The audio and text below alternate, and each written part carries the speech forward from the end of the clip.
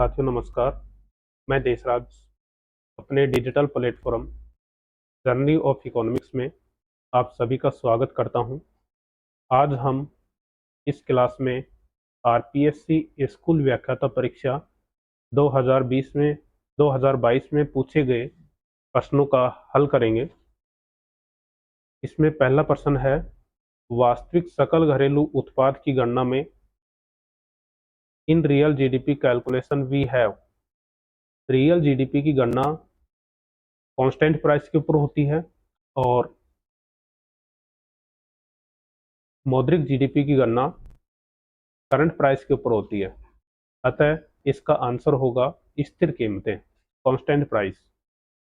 Second question है, सीमांत आगम परिवर्तन के बराबर है मार्जिनल रेवेन्यू में change into marginal revenue equal to होता है change into total revenue upon change into quantity. तो इसका आंसर जो होगा प्राइस इनटू क्वांटिटी में परिवर्तन, जो कि प्रति इकाई उत्पादन में परिवर्तन से हो। यहाँ पर टीआर का मतलब होता है टोटल रेवेन्यू इक्वल टू होता है price into quantity. Price into quantity में परिवर्तन दर्शाता है चेंज इनटू टोटल रेवेन्यू। तीसरा प्रश्न है, फिशर का आदर्श सूचकांक निम्न शर्तों में से कौन सी शर्त पर खरा उतरता है। फिशर के सूचकांक को आदर्श सूचकांक कहा जाता है। फिशर का सूचकांक लास्पेयर और पास्चे के सूचकांक का गुणोत्तर माध्य होता है। फिशर का सूचकांक केवल समय उत्क्रमणता परीक्षा पर खरा उतरता है, केवल तत्व उत्क्रमणता परीक्षा पर खरा उतरता है। दोनों पर, टाइम रिवर्सल टेस्ट और फैक्टर रिवर्सल टेस्ट, दोनों पर फिशर का सूचकांक खरा उतरता है। नेक्स्ट क्वेश्चन है, संरचनात्मक सुधार तथा स्थिरीकरण उपाय दोनों किस नीति के समूह हैं।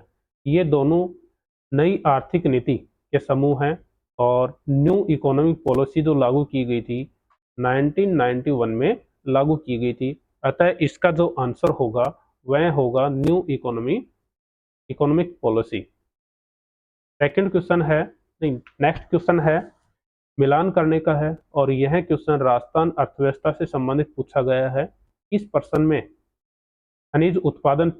खनिज का नाम और उसके उत्पादन क्षेत्र के बारे में पूछा गया है। जिप्सम का उत्पादन होता है जामसर में। सेकंड है, कॉपर व तांबे का उत्पादन होता है खेतड़ी में। रॉक फास्फेट का उत्पादन होता है झामर कोटड़ा में और झामर कोटड़ा उदयपुर में स्थित है। और सीसा जस्ता का उत्पादन होता है रामपुरा आगुचा भीलवाड़ा में सीसे जस्ते का उत्पादन किया जाता है। हालांकि आरपीएससी ने विकल्प का क्रम सही नहीं होने के कारण इस प्रश्न को डिलीट कर दिया गया था। नेक्स्ट क्वेश्चन है, मांगी गई मात्रा में कीमत की तुलना में कम प्रतिशत परिवर्तन है तो मांग की लॉस होगी। यदि कीमत में अधिक परिवर्तन है और मांगी गई मात्रा में कम परिवर्तन है तो मांग की लॉस हमेशा ऐसी स्थिति में बेलौसदार होती है, अर्थात इलास्टिसिटी लॉस जो होगी 0 से अधिक और 1 से कम होगी। ऐसी स्थिति अनिवार्य वस्तुओं के संदर्भ में पाई जाती है, जहां पर कीमत में कितना भी परिवर्तन हो, मांग में कीमत की तुलना में कम परिवर्तन होता है।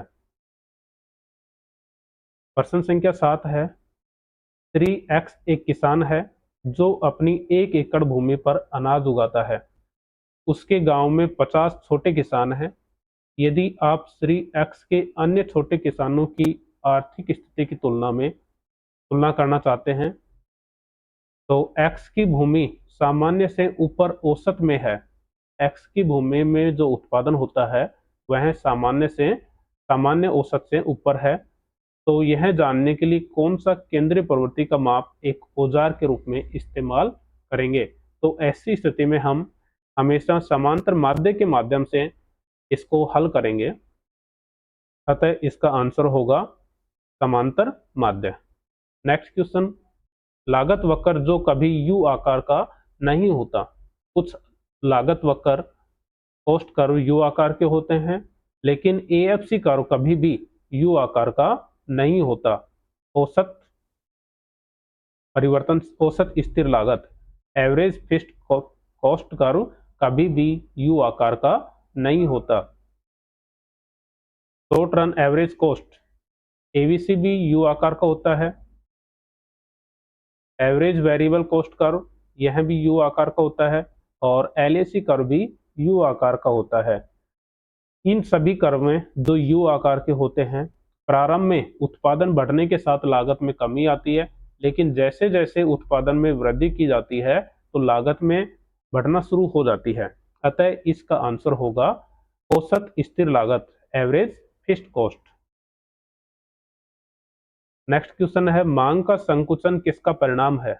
मांग का संकुचन, मांग में वृद्धि और कमी, मांग में संकुचन और विस्तार, दो अलग अलग स्थितियां हैं।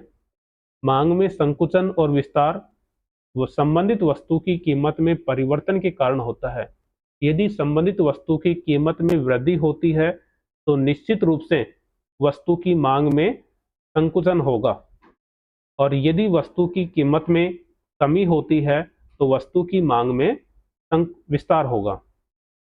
नेक्स्ट जो अलग फैक्टर है वह है वस्तु की मांग में मात्रा में परिवर्तन, जिसमें वृद्धि भी हो सकती है, कमी भी हो सकती है। ऐसी स्थिति में वृद्धि होगी तब जब वस्तु की कीमत के अलावा अन्य तत्वों में परिवर्तन हो। जैसे उपभोक्ता की संख्या में कमी होगी तो वस्तु की मांग मात्रा में भी कमी होगी।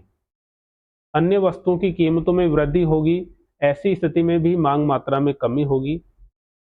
खरीददाताओं की आय का घटना, यदि क्रेताओं की आय में कमी हो जाती है तो निश्चित रूप से वस्तु की मांग मात्रा में कमी होगी, और आय में वृद्धि होने पर वस्तु की मांग मात्रा में वृद्धि होगी। लेकिन संबंधित वस्तु की कीमत में वृद्धि होने पर निश्चित रूप से मांग में संकुचन होगा। अतः इसका आंसर विकल्प डी होगा, उस वस्तु की कीमत में वृद्धि के कारण मांग संकुचन होगा। और आज का अंतिम प्रश्न है, सांख्यिकी मॉडल में एक सांख्यिकी प्रक्रिया का एक सेट है, एक और अधिक स्वतंत्र चर एवं निर्भर चर के मध्य संबंध को बताता है। एक स्वतंत्र चर और निर्भर चर के मध्य संबंध को बताने वाला यहाँ पर इकाई है प्रतिगमन विश्लेषण, रिग्रेशन एनालिसिस। साथियों, आज हमने आरपीएससी स्कूल व्याख्याता में पूछे गए पिछले पेपर का के 10 प्रश्नों का हल किया। साथियों, इन प्रश्नों का test journey of economics application पर उपलब्ध है। आप जर्नी ऑफ इकोनॉमिक्स एप्लीकेशन पर जाकर टेस्ट दे सकते हैं, जिसका लिंक आपको डिस्क्रिप्शन में दिया गया है। आज की क्लास कैसी लगी? साथियों, अगर आपको यह क्लास अच्छी लगी है, पसंद आई है, आपके लिए लाभदायक है, तो इस वीडियो को लाइक करें, चैनल को सब्सक्राइब करें और इस वीडियो को अपने उन दोस्तों तक पहुंचाएं जिनको इसकी आवश्यकता है। धन्यवाद।